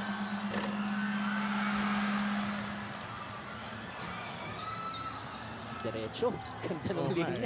Akala ko aawa. Bitin lang ng konti. And he was a bit behind that line. A couple of, maybe a foot and a half. So if he was standing right at that line, that probably would have fallen. There's a 30-second timeout na tinawag dito. 8 minutes and 13 seconds na lang ang nalalabi. And Phoenix has dominated the middle quarters, second and third. Right now, Ginebra sumusubok, makahabol. Phoenix plays Alaska on Wednesday. Then they have a break, a week. They play TNT and then Meralco. Gandang laban yun. Alam naman natin na si Coach Louie Alas was with Alaska last conference. Sa Sunday, San Miguel ang kalaban ng Ginebra. So, you know, that's going to be a tough one. Then NLEX and then Kia. And it's important to, you know, this game would have been important para sa Barangay Ginebra. Let's see, it's still 8 minutes and 13 to go because if they go on to lose, then they're going to face the powerful, unbeaten San Miguel on Sunday. A possible 4-game losing streak sa panig ng Barangay Ginebra. But you know, we don't want to get ahead of ourselves. Yeah, but if you're playing San Miguel, who has a 5-game winning streak, gusto mo talaga parang before you go up against that powerhouse, makakuha ka ng panalo against a team na nagsastruggle din. Pero at the rate things are going, maganda yung timeout ni Coach Louie Alasron and William Wilson. 3 points per ball game before this one, but now he has a total of 15. Here's Ginebra still trying to play catch-up. Thompson, baseline move. Madaling din talaga eh. Sa opensa si Scotty Thompson, you know, kine-question na iba yung accuracy ng kanyang jump shot from outside, no? And it is a bit erratic at times. Pero yung mga ganyang klaseng diskarte, very impressive. He used to score in double digits regularly nung nasa kolehiyo yan. And in rebounds and assists as well. Triple-double yan palagi. And 17 now, total now. tama ka. 17 puntos. At 15 lamang ng Phoenix, 77-62.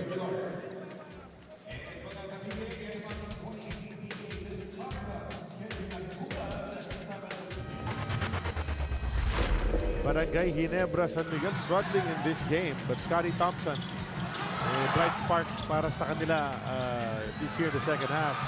He has not struggled together with the rest of his team. He has a total of 17 points and he's given in the energy.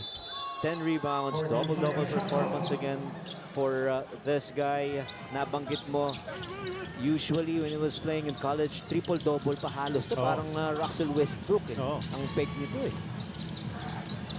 Wilson, a jumper mula sa kaliwa. Kanina, just a while ago, kanan. Ngayon, kaliwa naman. At yung mga ganong tira, parang mga William Boggs Adornado na. Yun. Diba? Sure ball na. Diba? Wala nang 17 points eh. 17. 17 puntos, William Wilson. And that is the lead. So, wala sana siya dito. Tabla yung laro natin. Oo. 79-62, 6 minutes and 49. Japet gets one inside. Finally able to extricate and Matthew Wright slowed to pick himself up. Kausap yung ating lady referee. Nagre-reklamo, felt he was pushed. 17 points na rin si Japet Aguilar. So, dalawa ni Scotty Thompson with 17. We've been talking about Willie Wilson's performance here. Now with a total of 19 points. Eh, bigyan nyo na kay Willie Bigay Wilson. na. If you're LA Revilla, you want to pile up your assists, just keep giving it to Willie. Yun, binabanggit din natin eh. Yung LA Revilla, total of 6 points, but 11 rebounds. Now we go back to William Wilson, 7 out of 7 from the field. Yun na nga.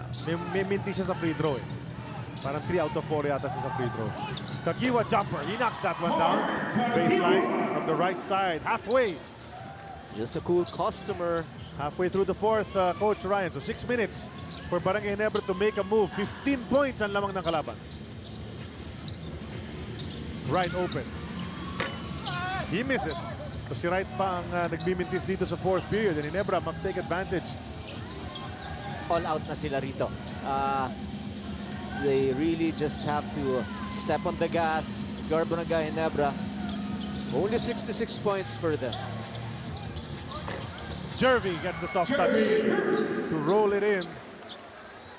Down 13. And the bench, led by Sol Mercado, trying to cheer up the 5 guys playing.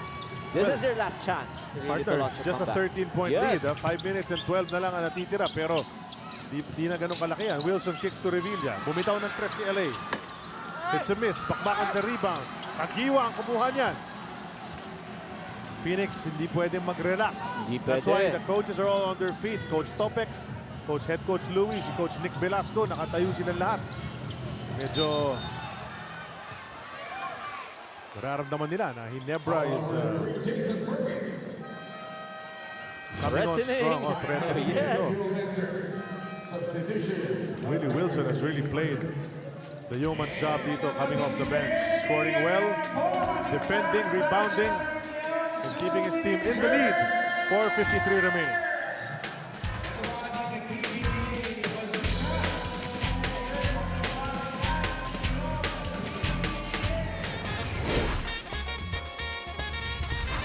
My name's Jason Perkins. I'm 25 years old and I play for the Phoenix Fuel Masters. My favorite food is eggs. Except scrambled eggs. I can't eat scrambled eggs. I like to play Dota. Yeah, Dota's where the real 5-on-5 happens. I'm the king of the dire. I used to play American football. I think I could have played college football, but I had to choose between football and basketball, and I decided to play basketball. This is Jason Perkins. Ngayon, kilala nyo na ako.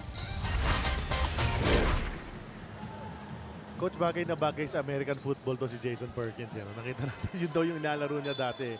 With a body like that, pwede siya. The upper body especially, kitang-kita mo yung malakas talaga. Yung pangangatawan eh. Hefty lefty. Oh, nga, di ba? yes. The hefty lefty. But for tonight's game, the attention should be given to Willie Wilson. That's right. And if you're Barangay Ginebra, you look at the stats, usually you go up against Phoenix, you prepare against 4 guys. Matthew Wright, Jeff Chan, Jason Perkins, Jello Lino, because they're averaging double figures. Before this game, Willie Wilson, 3 points, we've mentioned that, but only 5 out of 21 from the field. Pero ngayon, 7 out of 7 na. Pero they might need a few more from him sapagkat 11 na lang ang lamang ng kanilang koponan. With still 4:25 remaining, di pwede magpabaya itong Phoenix. This might slip out of their hands if they become reckless. Chan almost lost it. Drives straight into the chest ni Japet Aguilar. This could foul Japet out. Sino ba ang matatawagan? Mark Kagiwa is called. So Japet is able to dodge that. Hashtag NSD. If you're Barangay Ginebra, very evident here in the fourth quarter. In fact, they've outscored Phoenix 17-6. Kaya 11 na lang yung kanilang hinahabol. And we've seen Barangay Ginebra bounce back from a bigger deficit and with a shorter time. So don't count them out. But if you're Phoenix, of course, you just want to make sure that you move the ball so well, you limit your turnovers, you play tough defense because you're protecting at least a 12-point lead, make it 13.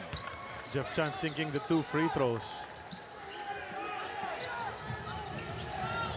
Scotty Thompson nagmamadaling itawid ang bola. Trying to set up the offense kasi oras. Medyo kalaban na rin nila yan. Mariano goes to Kagiwa. Thought about giving it to Jervy. Finally umabot sa kanya. Naki Scotty ngayon. 8 seconds to shoot. Scotty surveys. Goes to Jervy. Trying to come in closer. Can't take the basket. Aljon at the post. Aljon at the last second. He misses. The rebound taken by Doug Kramer. At ang depensa ng Phoenix was airtight doon sa play na yon. It was very strong, especially inside the paint. No other recourse for Mariano but to take that shot because their shot clock was winding down. Phoenix would like a couple of more baskets para pansigurado na. And there was that up fake. Scotty Thompson crashing into RJ Hazul. Blocking foul number 6, Scotty Thompson. That's his third. Pangatlo ni Scotty yan. 3:32 remaining. Side court inbound na mangyayari. Jeff Chan will do the honors. Hazul came out to get it. They go to Matthew Wright. Punta kay Jeff. Jeff, strong side niya yan. Kaliwa. Overshoots. Rebound taken by Scotty Thompson over Doug Kramer. Wala sa pwesto, siya pa rin nakakuha. Oo eh. Even in a game like this, may mga takeaways na matututunan yung mga bata sa laro ni Scotty Thompson. Of course. Alam mo yung isang maganda kasi rito kay Scotty, yung kanyang adrenaline because of yung tinatawag nating conditioning. That's right. Kaya pwede siyang gumalaw, pwede siyang tumakbo, pwede siyang gawin lahat sa loob at parang hindi siya napapagod. Eli Tenorio has been on the bench for an extended stretch. Well, everybody's been sitting. There's the pass to Aljon. Kinaliwa mintis.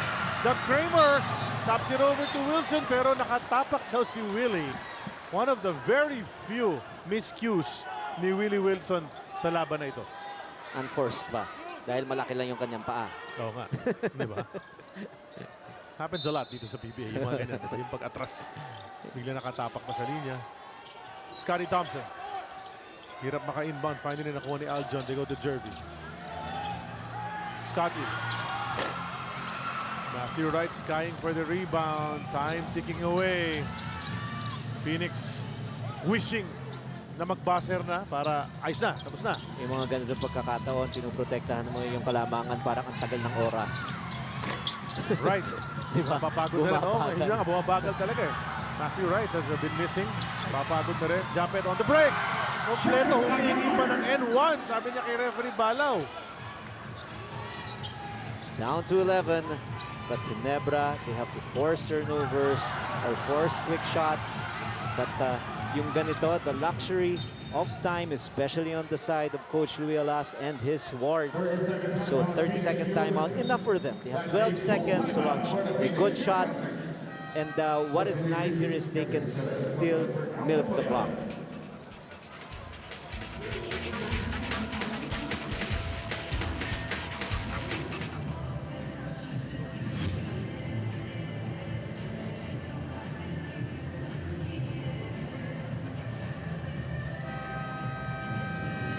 Japet Aguilar asking for a foul sa play na ito. Completing that fast break. Sabi nga niya, end one. Sabi niya sa lead referee. Did get the whistle. But that's how it's played out for a lot of the players, expecting as they would get the calls, you know, in recent seasons. Konting bangga, that would have surely been a call. 19 points, 9 rebounds for Japet, but it's different now. There's still a learning curve, of course. We're still early in our first conference, and with our new commissioner, different approach with the way officiating is gonna be called. Uy, nakakuha ng possession ng Barangay Ginebra. A miscue coming out of the timeout. Jeff Chan ends up on the roll tech. Diba? Biglang nakasampas siya doon. And Ginebra, humihirit pa. 2:11 remaining. It's an 11-point lead, but it seems like a precarious one. Kasi you feel it, diba? Missing the three was Kevin Fair over the backboard. Ang bola, and they'll check it out. Ay, hindi pa pwede. 2:01 pa eh. Call was in favor of Phoenix, and they can't review it. They Kasi wala pa cannot. tayo sa Twilight Zone. Oh, very good point. The referees By a decided. second, Oh, yes. So it's part of our rules. You cannot review a play, a contested one, if you're not yet inside 2 minutes. For 2 minutes. Diba? Si Wilson hinihingi ang bola eh. The veteran. Very deliberate sa kanyang laro. Kay Doug Kramer ang bola. Very patient. Ang opensa, Jeff Chan. Off the ball! Ginebra gets it. Back-to-back miscues there for Jeff Chan. Chance for Barangay Ginebra to inch in closer. Japet rings the bell. Single digits na lang ang lamang ng Phoenix. 83-74. A minute and a half sakto natitira. The pressure must step up. Of course, still. Oh! Almost a turnover, but the referee called a foul against Scotty Thompson. But Ginebra is not yet in penalty. So hindi pa mag-free throw si Willie Ron. And really had some words para kay Scotty, who immediately picked him up off the floor.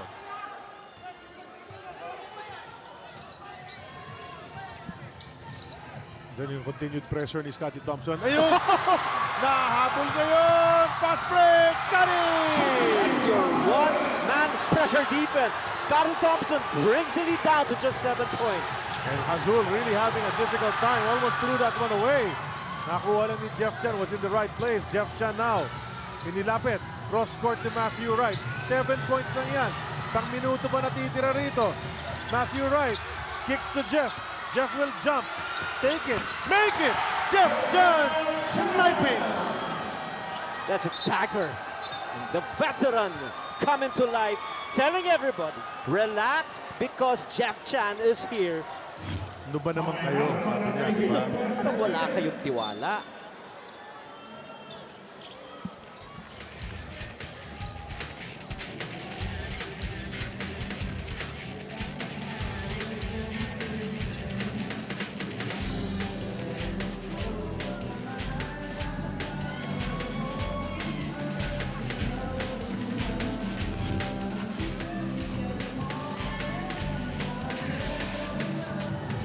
Back inside. Backpedal. Tataktak na lang. Nag-finish pa rin. What's going on with Blackwater? After losing their first 2 games in the Philippine Cup, the Aces now red hot, winning their last 3. Good crowd, yes! Tempest, 4 out of 4 from the 3-point area. And Troy wants some more. Games tomorrow, remember, Blackwater against Alaska, followed by Magnolia against TNT Catropa. 4-1 Magnolia against TNT is occupying 3rd place together with Alaska with 3 wins and 2 losses. It's gonna be a big one tomorrow. Dito rin sa Big Dome yan. So Dito if you yan, have time, oo. punta kayo rito. Nood kayo. Ganda ng dalawang laban. Kevin goes to Japet. Japet, outside shot, right side. It's short. Rebound taken by Matthew Wright. Not the result they wanted. Palabas ng timeout na iyon. But ayan na naman si Scotty. Nakuha niya ang possession. Scotty Thompson. Hands in the air. Gets the basket. Chance for a 3-point play. Scotty Thompson. One-man wrecking crew. He is the Barangay Ginebra king right now. Typifying that hashtag NSD. It's definitely this guy. Hindi bumibigay. They're down, but look at him. You talked about one-man wrecking crew. I talk about one-man pressure defense, forcing a lot of turnovers here in the last 2 minutes of play. And just look at that. He had to be creative. And 3-point play chance for him. They're still down by 7, but he can make it a 2-possession deficit for them. swishes the free throw. 6 na lang yan. Napako sa 85 itong Phoenix. Lots of baskets para sa Barangay Ginebra. Phoenix Fuel after tumawag ng timeout.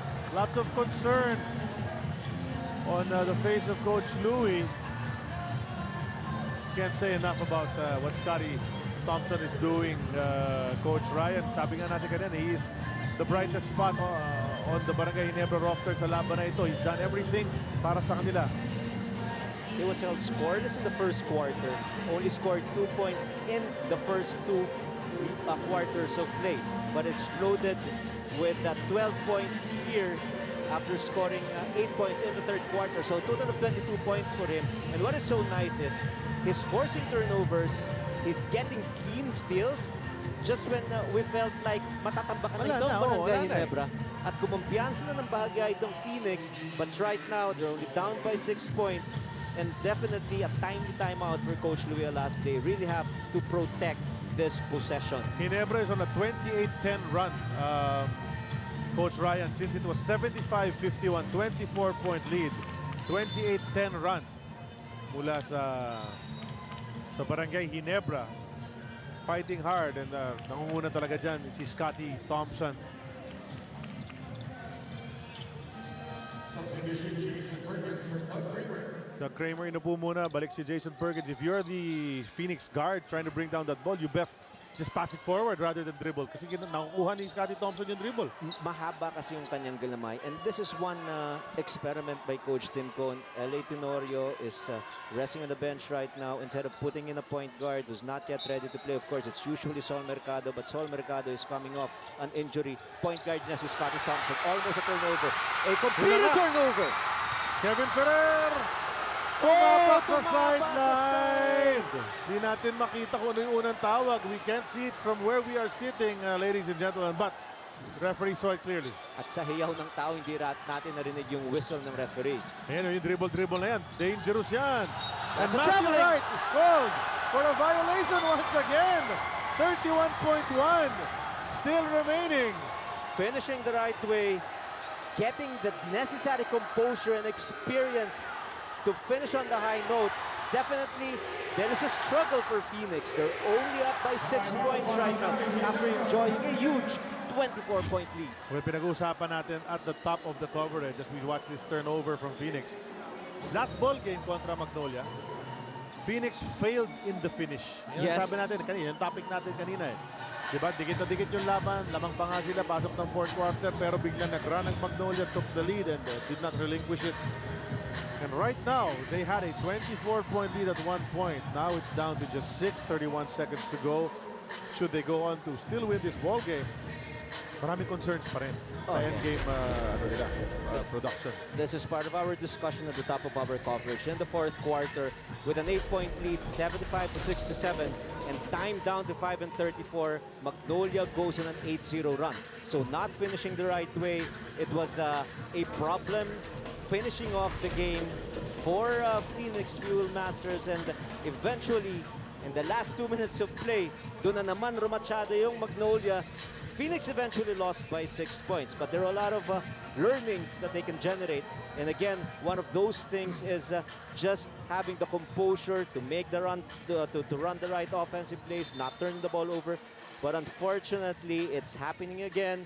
But good thing for them, mas malaki yung cushion nila eh. That's right. Kaya si dinami-dami ng turnover nila here sa fourth quarter, lamang pa sila ng 6, pero hindi na sila nakakasigurado dahil may momentum na itong Gin Kings. At bola ng Gin Kings right now, they're gonna inbound if they can get a quick basket here, even if it's a 3.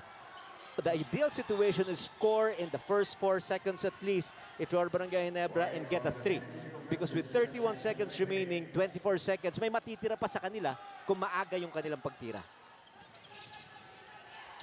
Yung coaching brain ni Coach Ryan gumagana na naman ngayon. But here's Mark Nagiwa, turnaround jumper, bounces out, rebound Jeff Chan, saves it. And as he passes it in to RJ Hasul, si Hasul calls the final timeout ng Phoenix. It's a 30. And they can inbound on the other side. That was a quick play. It's a good shot because they were not able to use a lot of clock. It is just unfortunate that they were not able to make that basket. Now, if you're Phoenix, no need to rush. Instead, call a timeout and just an intelligent play here. You need, even if you don't have a timeout left, it is now a possession ball game. So malaking bagay yan for Phoenix. Instead of turning the ball over, at least they have a chance to map out a very good out-of-bounds play. Importante, ma-inbound nila ang bola. If you're Coach Louie, you're setting some screens and then moving people around to open spaces para lang mapasa ng inbounder. And our game reset. Both these teams are already in team penalty. For Coach Louie Alas, he is just hoping that enough lessons were learned in their last game, how to finish on the high note. And 25 seconds to go, they're up by 6 points. It's a very important inbound situation for them. Ere Revilla is back in the game para may isa pang ball handler. Matthew Wright goes baseline. He's trapped in there. Kicks it out. Pasahan ng bola. Itong Phoenix, ubus oras ang kanilang ginagawa. Tipped away. Scotty Thompson. Ayan na naman. Scotty spins. Finger rolling and out. They get it back. Kick out kay Ferrer. Three! It's a three from Ferrer. The lead is down to a single They had to three-point foul. field goal and a foul, and Chan was bracing himself for that. On 1.5 remaining. Who would have thought aabot sa ganito? Ginebra woke up, and if you look at their bench now, Coach Tim Cone is on his feet. Richard Del Rosario, Olsen Rosella, the rest of the guys, buong third quarter nakaupo lang yung mga yan, and early in the fourth, as if they had conceded it. But Scotty Thompson changed all of that. It was Scotty's quarter in the fourth quarter. Down 24, and it's now Jeff Chan's chance to ice the game. Might be a case of too late the hero. It is a case of too late the hero for Barangay Ginebra. But you put it this way. The effort was there. They did not give up. Other teams would have rolled over and died. Pag down ka ng 24, but not Barangay Ginebra. They're gonna lose this game, but not without a fight. Kagiwa holds it up a three at the end. Phoenix hangs on, scoring only 12 points in the fourth period compared to the 29 ng kanilang kalaban. It's a 5-point victory para sa Phoenix, who break out of that losing streak. They had 2 in a row, and Ginebra suffers its third straight loss. And they will be facing San Miguel Beer sa linggo dito rin sa Big Dome. Coach Ryan, Phoenix Fuel Masters, impressive performance. Not the best ending, but they got the W. That is the most important thing after coming off 2 straight losses in their last 2 games against Rain or Shine and Magnolia. They had to rely on this guy, a seldom used player who was only averaging 3 points per ball game on a 21% shooting from the field. All of a sudden, 19.7 out of 7. Well-deserved player of the game. Accolade for the veteran, Willie Wilson. Willie Wilson is there at courtside, smiling, he's beaming. So dyan nagtatapos ang PBA Friday dito sa Big Dome sa ngalan ni Coach Ryan Gregorio, si Serena Dagdag, aking mga kasama rito, Francis, Randy, Kenneth, si Merv, si Roy. Charlie Cuna po nagpapasalamat. Phoenix defeats Ginebra